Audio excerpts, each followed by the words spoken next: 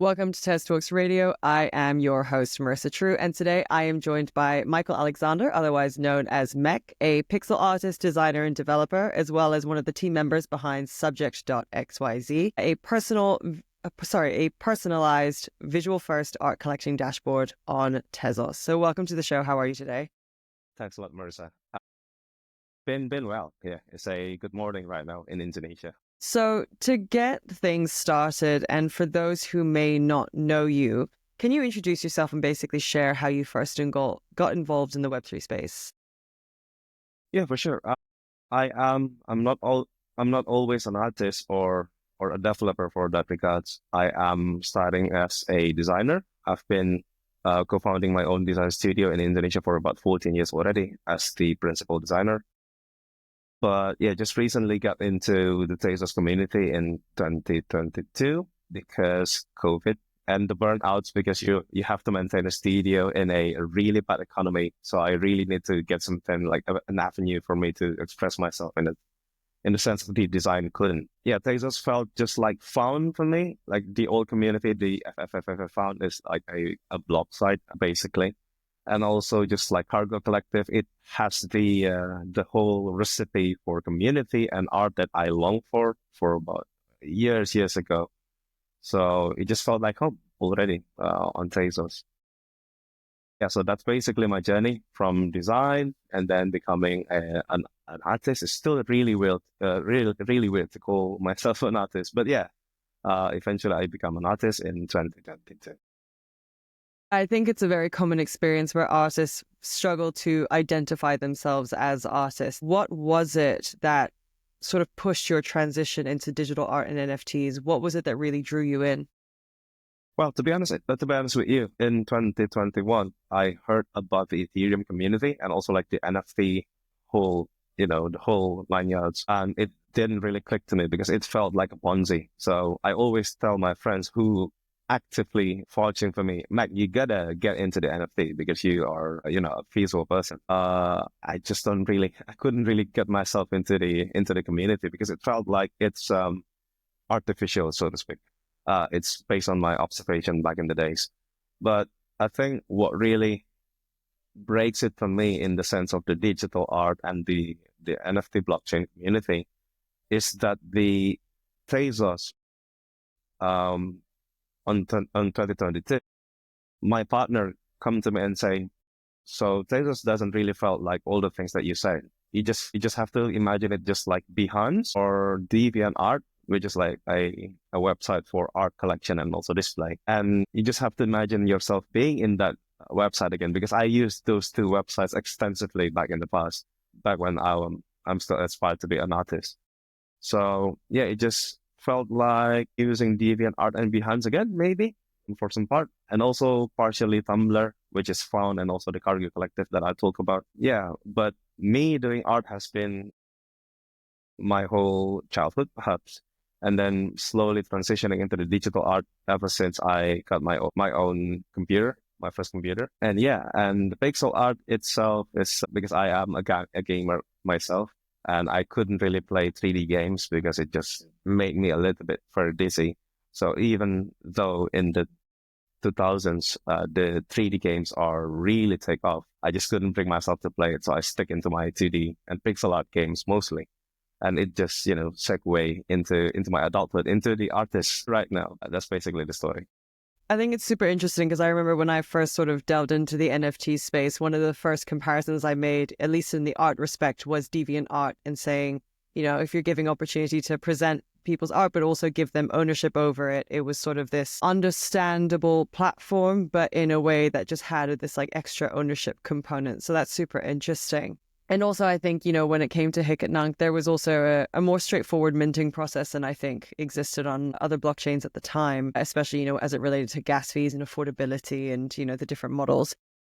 Your online presence, and this is just based on my general background research of you, covers a fair mix of, there's art, there's tech, there's a little bit of cultural commentary in terms of what's happening within community spaces. So has this had an impact on your own artistic identity? Yeah. Oh yeah, a lot. I wasn't really a fan of fine art 9 years ago, I believe, because, in Indonesia, things are really tricky. If you want to be an artist, it's only like a really, really small subset of people who can make a living out of the fine art. And it got me a little bit more, hating the whole fine art corridor back in the days, because, there's only a certain kind of people who can make money out of it. And mostly it's because, well, on top of the art is just really good and I'm not good enough back in the days.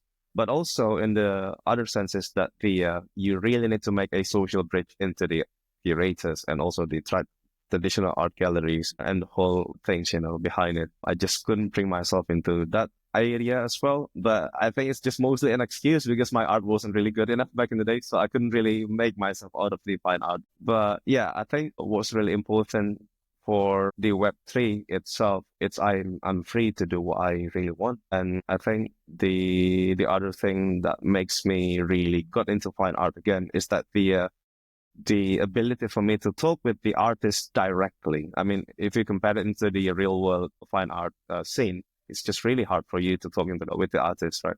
You couldn't really share your thoughts. You couldn't really share about what they have in mind in their artworks, perhaps, and also like vice versa, what they have in mind when we have our artworks display. And in online, it's just instantaneous, not really gatekeep like in real life.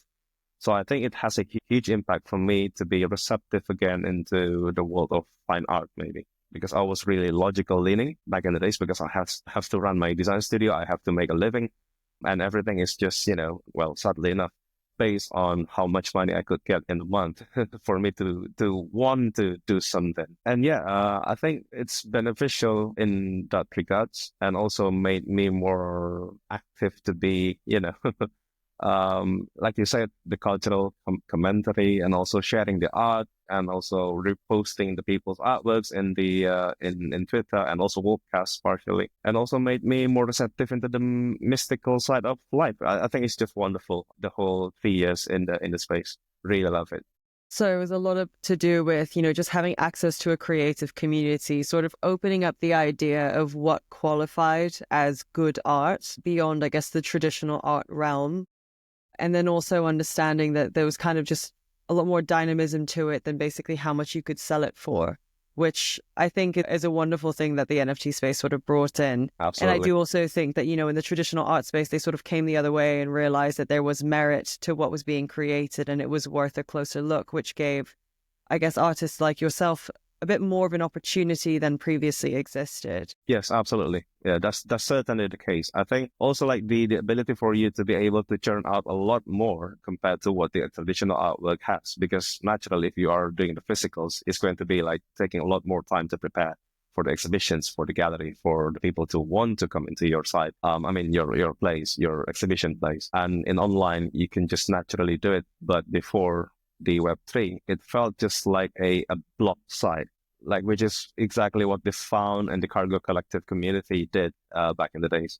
But I think the difference between Web3 is that the ability for like you said, the ownership and the immutability of the artwork itself. And I don't know, I think because I'm speaking as a collector myself as well, the action for me to actually put a little bit of money and buying certain kinds of artwork, it made me more committed to be inspired by the things that I collected and also to the artists that I am really a fan of. So I talked with them not only because I just want to, collect their artworks, because I genuinely just really like them as an artist and a human being, and also as, on top of the really great art and, to be able to support them in the sense of directly supporting them without, extra layers. It's just felt really, really good. And it hasn't been there in Web thus far, I believe. Well, apart from Patreon, maybe. But there's no immutability, there's no ownership.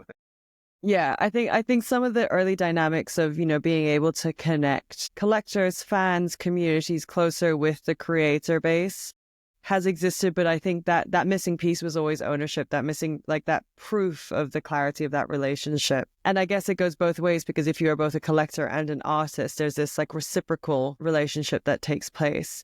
So if we were to delve further into your art, and for those in our audience that are perhaps unfamiliar with some of your work, how would you actually describe your artistic style? What are the themes that you explore? And what's sort of your Web3 artist persona? Okay, it's just me, basically. I think a lot of artists will say the same. We don't really mask ourselves because we want to create for the long run. it's really tiring for you to use like a persona. I think it can only maintain for about like 3 years or 2 years, and then you forgot about the persona, and then the cracks just shown in between what you do or what you say. So I think it's just much more sustainable for you to be you and just show yourself anyway. But the artwork itself, it's pixel art mostly. I think I started as a more holistic, like pixel art, like common pixel art types of artwork. And then gradually I moved out into a really specific genre of pixel art itself, which is dithering, where you make a lot of dots, just like halftones. But basically it's pixel, it is digital. And then lately, I think in the last 1 or 2 months behind, I started to move into something else because I undergo into a transformation in my personality right now. Haven't been reaching the end just yet, of course, but it affects me in how I created my artworks as well. I think it converged a lot of the things that I do in real life because of that one. So art and design, I make fonts, I make typefaces, and then I use it in my artwork as well. I use my design skill and also my artistic skill and coding. So lately in the past, maybe like 2 months, I believe, I've been converging all of the stuffs together into one, into one vessel. You might call it art, you might call it something else, but yeah, it's still just pixels though. I mean, regardless. So it started with pixel and then right now it's still pixel nonetheless. So you can just call me a pixel artist maybe still right now. So, I mean, you said that your art style evolved fairly recently because you were sort of going through a personal shift yourself. Where has that taken your art? What was it before and then what is it turning into now? Again, this is not really well defined in my mind just yet, but I think the grand theme of the transformation is I became more receptive into things that are back in the days I think to be, this is complete nonsense, like the mystical things, like the mumbo jumbos, it's a complete nonsense and it's a fun waste of time. But I think in the last 2 months, it has been felt for about a year already, I think, but it has just taken shape in the form of, because I soak it in like daily. My experience with art, it just slowly opening my way into like maybe there's something in life that is not really 1 + 1 = 2. Right? Maybe there's really something else about it, and it's not metaphysics as well, because I'm well aware about the meta reality as well, but I think it's just something else. So I think that the little gateway that I received from my immersion into the world of fine art in Web3 made me able to conceive some concepts that I couldn't really think maybe before about, like my recent collection is talking about someone who is undergoing a memory loss because of the mercury poisoning. I mean, back in the days, I would just say, oh, this is complete nonsense, Mike. What are you talking about? But I think I could do it right now because I'm more receptive. So I think objectively it made me more serious minded instead of just making artwork like, like single piece each of the week or maybe each of the month. Right now, I'm more inclined to be, making a whole collection first and then try to piece the puzzle in what I really want to say from this one, because I don't really have like a predetermined concept or predetermined stories. I just let my limbs moving when I create artwork, and then I just piece it together. Maybe I want to talk something about this one right now, because on the parallel side, on my mind journey and also my soul journey, perhaps I'm also in a relatively same place with what I do. maybe something like that, Marissa. Again, it's not really well defined right now. I'm still undergoing a long survey. No, I think it sounds super interesting, because I think what you're alluding to is that you sort of broaden your horizons, but it's also just impacted the creative process fundamentally. Because as you said, if you're going from creating standalone pieces to basically trying to stitch together a series and understanding that there is a thread that binds them, but not trying to predetermine that thread and sort of letting the art speak for itself. I mean, that is art, I think, or at least how many would define it. Especially, it's definitely how I would define it. So would you say that this creative process sort of evolved because of your interactivity with NFTs and just this constant sort of experimentation with your work? Or do you think that this was sort of this this wave that was generally coming as a part of your artistic evolution, regardless? Oh, definitely not myself. I mean, I've been waiting for some kind of a transformation for about 9 years already behind Marissa, because I ran my studio for about 14 years, and the last 9 years it's full of me just making numbers up, not making numbers up, but making ends meet, and then paying my designers, paying my partners as well. So I don't think it can be done if I'm doing it myself. Pretty sure of it, yeah. So it has to be an outside force which allows me to break my walls in my creative journey, perhaps. So it's just really, really gentle. In my first year, I began to be more receptive into creating art again. And then on the second year, I began to meet a lot of wonderful people. I'm not talking about the collectors specifically, but fellow artists. Like, I'm able to actually talk with Ed Marola, for instance, and then to understand like his thought process, even though that is not a direct explanation on what he did, but on what he wrote daily and also what he shared daily. I could just, sort of like piece the puzzle together and then just being in a complete on what he did. And also Gio Mariani, they are just really amazing pixel artists. And then on the third year of my journey, which is right now, it became more broad. So I found my inspirations from the artists, from the writers in the space as well, but most importantly about the mystical side of things as well, which I often found in my ex lately, because I'm studying the the nonsense side of life, if you want to call it that. Yeah, but I really like it. I think I'm very happy right now. I think my IQ maybe dropped by like 10 points or something. I don't care. I'm really happy about it. I found myself to be more happy, more productive as well. I think it's just really important. And yeah. It's super interesting because it sounds like basically your exploration into, digital creation, these online communities of artists and collectors, and, just being exposed to their ideas, their perspectives, and then transposing them back into real life. And I wouldn't call it nonsense as much as, just an open-mindedness to alternative forms of intelligence. I do consider it a different level of knowledge and insight that just isn't grounded in, I guess, what we can perceive and measure. So I think that's a realm many go down, and I think there's no shame in that whatsoever. I think it's actually quite poignant. I hope so. Many will think otherwise, but I don't care. Again, I think it's one of those things where you have to challenge yourself to put down your preconceived notions of definitely what counts and what doesn't, or what's considered valuable and what isn't, and trying to incorporate it in your own life. So bringing this more towards, your work on Tezos, can you tell me more about Subject? And, as I mentioned before, it's a platform for digital collectibles. So what inspired it? What was the gap that it was trying to fill? And, what's it doing currently?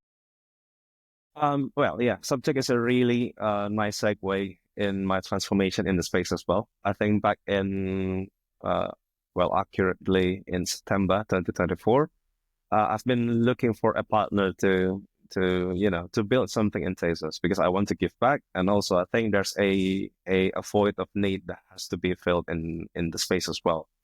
At least from my perspective as an art collector.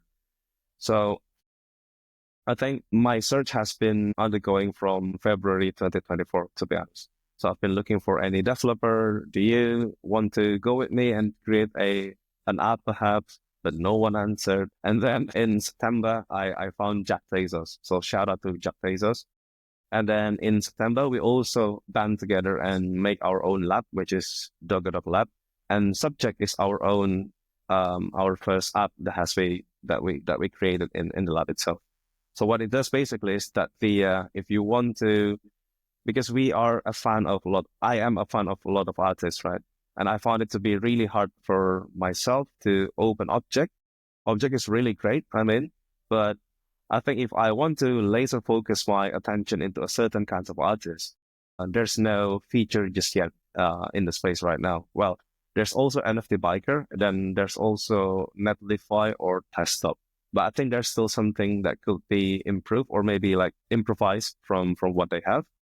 So Subject is that one. if you have a certain kinds of artist that you really like and you often miss their release and you often miss their listing, so Subject is a dashboard that you can follow a lot of the artists in Tezos community by just following their wallet, and then it will automatically notify you if they mint an artwork that is new, or if they put an auction live in the Tezos marketplaces. It could be in Object, it could be in Thea, whether if they want to list their editions or one of one. And Subject is there to make it more simple for you to track maybe like 150 artists maximum right now, because we are still in beta. But if you have like most favorite artists, you can just go into Subject and follow the 20 people inside it, and then it will just automatically track all of the artworks. And it can be used as the tools for you to buy the artworks, and also for the tools for you to, if you're bored in X, because there's a lot of political dissent and also, people being funny. And then you can just go to Subject, and then you can just scroll the dashboard to see like, oh, all of the feed inside the dashboard is the artist that you like the artworks that you really like.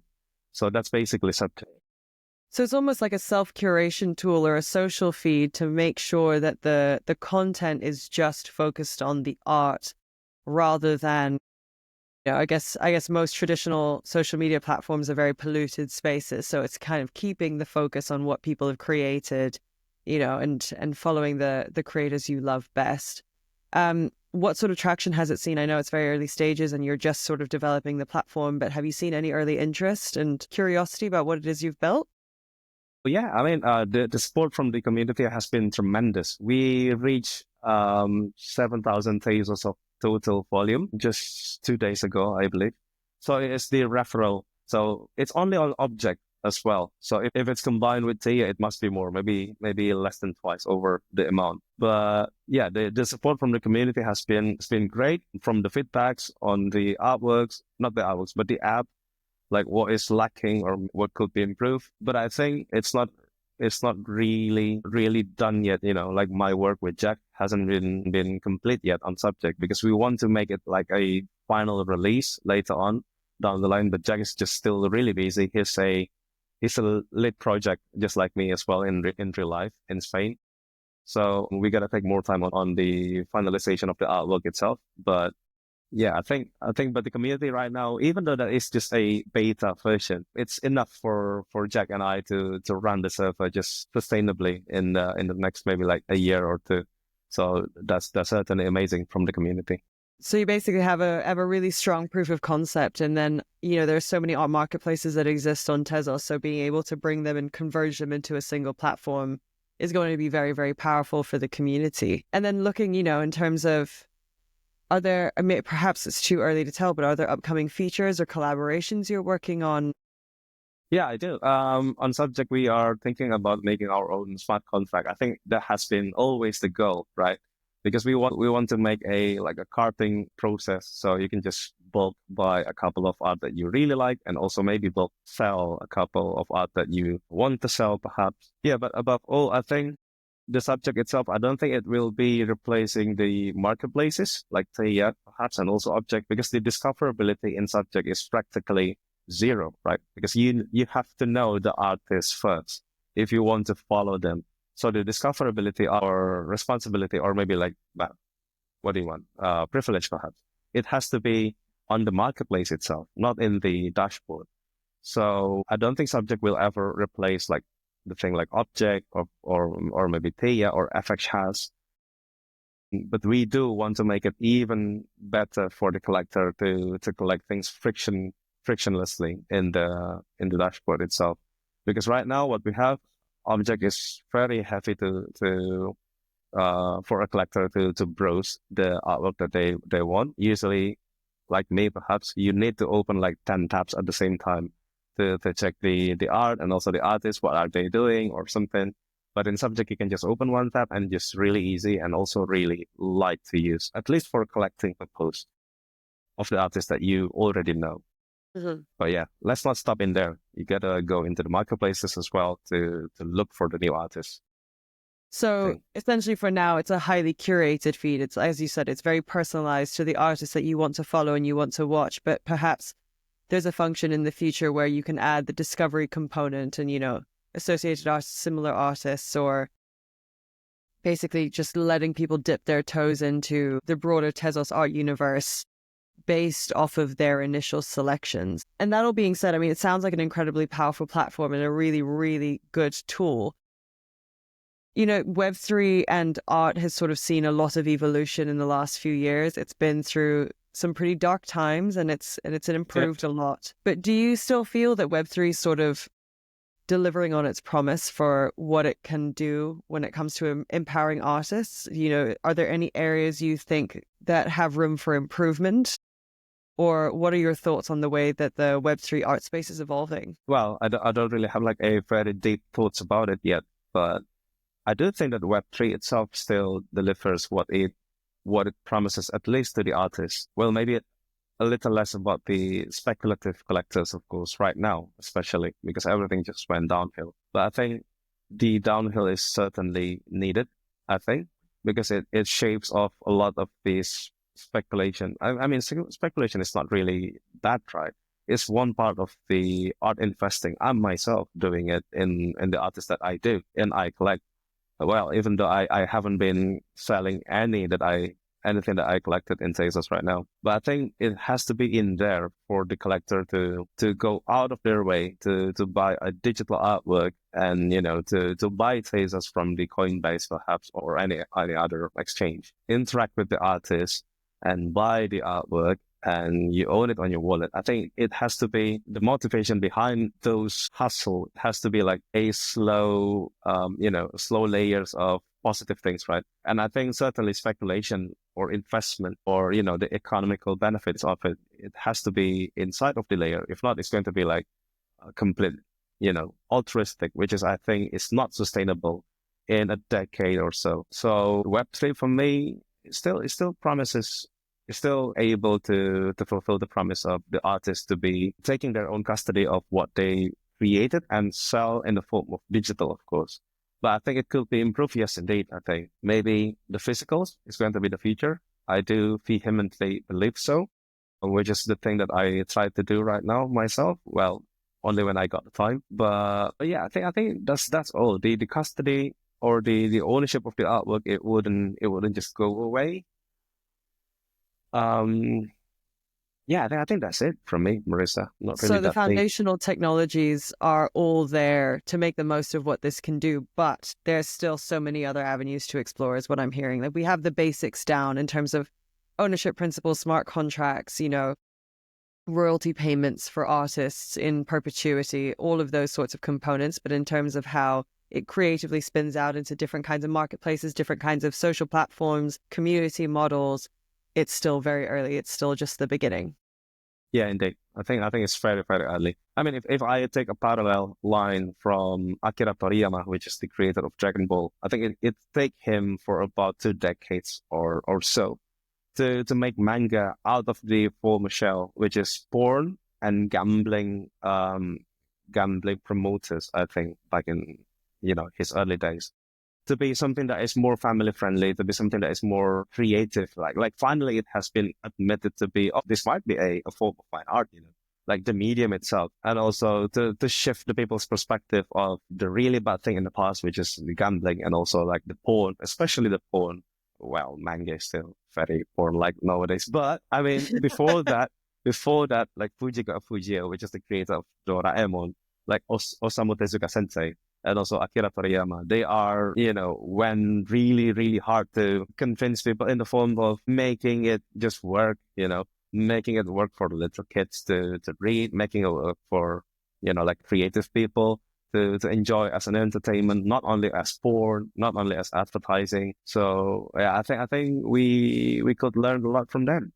We definitely need trailblazers, of course, and we have a lot in the space. Mm-hmm. I think they're very, very strong people right now. Yeah, and I think there is something to be said about the fact that this isn't going to change overnight. This is going to be a decade or 2 decades of a process, and that it's not necessarily something we can rush nor should rush in order to get to the result that we're actually aiming for. Because I do think, crypto has also had a very bad rap in terms of its reputation, in terms of similar principles in terms of gambling and hedonism and trying to sort of win. And in terms of what this can actually mean on a more foundational level for good and for artists, for families, for, future generations. It may not look like it now, but it doesn't mean it can't be in the future. Yeah, absolutely. I'm also on that kind of a belief. Yeah, we're still very early. So in terms of, what you're working with on Subject and also you continuing to expand your art practice, what are the sort of things that you want to put out into the Tezos community sphere in terms of what you're looking for in terms of, do you need developers to continue helping you on Subject? Do you need artists that you want to collaborate with? If you could sort of make your statement or your call out to the Tezos community, what would it be? Well, I think developers would be nice. If we have more of them in the space right now. I think we have a lot of smart developers in the space, right? But not all of them are ready or willing to be committed into a project for obvious reasons, right? Because you need money to run things. So only a couple of privileged people who can, either they self-sustain it themselves with what they do in real life, or they ask for grant as well, right? And Jack and I, because we are, like I said, we are privileged. Perhaps we do things in our real life as well. We have our own job, our 9 to 5, and then it could just, self-fund what we have right now on Subject. But I don't think most of the developers are on that hill, perhaps. So obviously, understandable if they couldn't really bring themselves to commit, because it just takes a long time to make an app to work without vibe coding, of course, because vibe coding will generate a lot of the technical depths later on. But more devs will be wonderful, which is already here, I think. So I've seen a couple of new lab teams for creating apps, just like Fafo. Shout out to Fafo, which is co-founded by Skills Army and also Paul, who is a ghost. So both of them banded together to create this one product, which is Reject, REJKT. So it's very similar to Subject and also Object. It's been a trend right now. But yeah, they're creating the app right there. Basically, it showcases the artists who haven't really got a sale for a while and also haven't been featured in Object and also have a less than maybe like 100 total volume on their artworks and what have you. So I think the trend will go further in 2025. I think by the end of 2025, we will see like maybe 3 or maybe like 4 new themes, like a theme to develop more tools and also develop more apps. I'm so excited for that one, certainly. But I think the most stark need that we need in Tezos right now is the middle class collectors or the middle class creators, perhaps. So it's not necessarily someone who aim to be a fine artist, but like webcomics, perhaps. They make webcomics daily or maybe weekly in Tezos platforms or their own platform and sell it for a digital collectibles, right? And also like the collectors who are actually not collectors in real life. Just like regular Jake, he's a electrician, like a certified electrician, but he has a passion in collecting artworks. He has a passion in nurturing artists as well and making products with them. I think we need more of those brilliant people. So they're not in the mindset of the gallery. They're not in the mindset of a museum, perhaps, or even I dare say like the more sophisticated side of the art world. But maybe someone who are just like me, like doing design and then occasionally going into the Tezos hemisphere to see something to collect, right? And something that is inspiring. I have been doing that for 3 years and it improved my design tremendously, I dare say. Yeah, I think those two will be nice. More developer and more middle section part of the community, the middle class. So we need to mobilize people to become more passionate about art yet again, and also developers who are not only sort of keen to invest their potential into something that is going to take the entire art space forward, but are also sort of receptive and malleable to the way that the space is actually changing so that they can react and adapt and improve accordingly. Like, this was super illuminating, and it's super exciting to hear what you're working on with Subject as well as your own personal art. I'm sure we will chat again, but I just want to say thank you so much for sharing your perspectives today. Thank you. Thanks a lot. Appreciate you. Appreciate the team as well. Thank you very much. Thank you.